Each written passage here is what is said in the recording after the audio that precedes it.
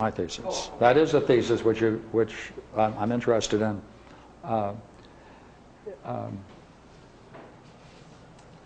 If it goes this way, if there are two or three levels, and if those levels are preserved in an order in which Luke explores Q, then he's dependent upon Q. Oh, gotcha. That's the way. Sure. Yeah. You didn't give the third level. The third level is where they talk about a combination, and to me it's not clear at all, which is why I haven't talked about Q3. Are you trying to make a case for Q having been a Platonic coming out of this? The major work on Q is Mack. One of Kloppenberg is the formally scholarly edition, and that's really a very beautiful edition. But a great deal you can get from Mack's The Lost Gospel Q. Very fine study. And these are the sayings of Jesus. But it sounds like they are the sayings of the Cynics and the Stoics. That's the thesis.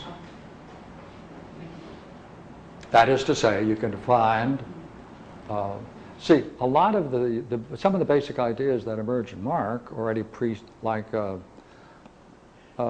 with the repentance for the forgiveness of sins. That is not an exclusive Christian teaching. John had it before Jesus appeared, and it also appears in the Stoic writings, and you can find that same quote, as a matter of fact, in their writings.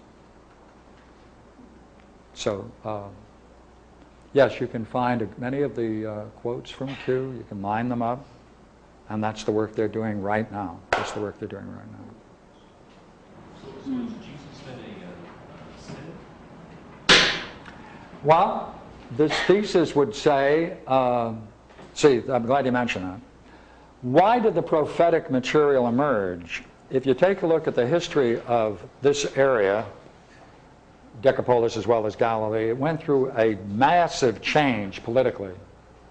And it appeared, therefore, that this was going to be a period when their whole culture was being questioned severely, and they thought the end was coming. Therefore, it became prophetic after a point. Therefore, on that basis, they can say that there was a shift. There was a shift in this kind of thinking during that social crisis that occurred, and that produced the prophetic level called Q2. And it's been dated pretty well now. So the Old Testament is full of laws, right? Ethical laws.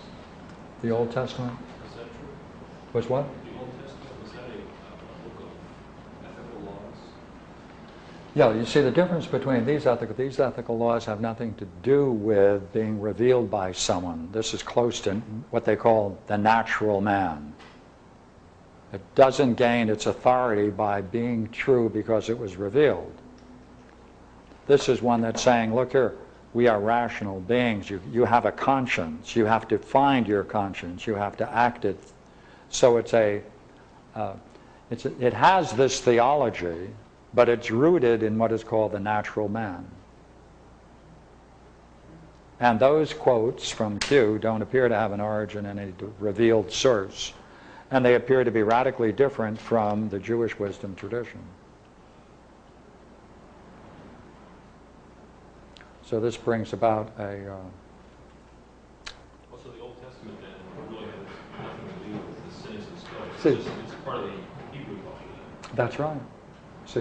See, for so long we've wanted to say that Christianity emerged as a reform or as a revolution out of Judaism, or it wanted to make it as a separate movement.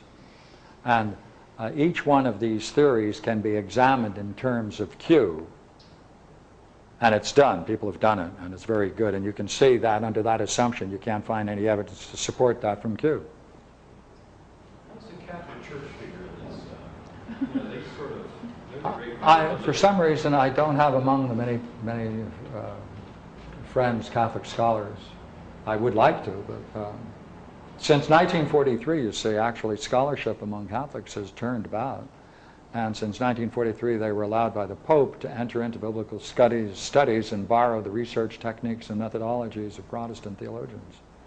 And they have been doing new work since then, and that's 50 years now. I have done any scholarly work, but I've talked to like Catholics that are sort of been to some other churches. And some of the things, like we were just talking here about the cynics saying that, you can reach God by ethics alone. And many Catholics sort of, echo that. You see, there are so many similarities between Seneca and St. Paul. Is that right? Oh yeah, that it's amazing. But the difference is critical. And the differences rest upon that one question. And that is, you can't pull yourself up by your own bootstraps or by your own efforts. You need the will of God. And you need an appeal to faith. And unless you do that, whatever efforts you make are fruitless. That's what the Catholics do say also. Yeah. But theoretically, you can find nearly the great bulk of the thought between Paul and Seneca. Some people have made that study, by the way, and it's worth going into. Here, I did some work in the text once that looked like Jesus wanted to identify himself as the coming as the Messiah. Right? He makes some. It looked like he was sculpting himself as a messianic kind of figure, doing the kinds of things that would lead him to be identified as that person that was foretold in the Old Testament. And yet what we're looking at here, it looks like he was acting, if what you're saying is true, he's acting the part of a cynic sage or something along that line. What I'm saying this evening is that if you follow the line of research, you can only explore Q the way we're doing if you're willing to ignore all of the other accounts and first get into Q and look at Q first primarily and see what has happened as an example. All right? If Q is giving this formal confrontive approach, which is typical of the cynic, demanding immediate response on an ethical level from everyone, and it's all open, exoteric, then could Mark incorporate it if he's considering that there must be an esoteric tradition of the 12 and those about him? Therefore, there wouldn't be any need for it, and therefore he doesn't include it. So that picture might emerge from Mark and not from... Well, no, you can get it probably, yeah, well, yes, rather than from... Yeah. I guess I want to know if you knew where that fell in terms of, is it the sayings of Jesus, or is it... No, that's Matthew. You can get it in Matthew very clearly. You can get it in parts of Luke. See, this redefines, you have to redefine like the Pharisees. The whole idea of the Pharisees, which play a major role in the Gospels. It's interesting that in this area, by the way, there were no kings, no temples. That's right.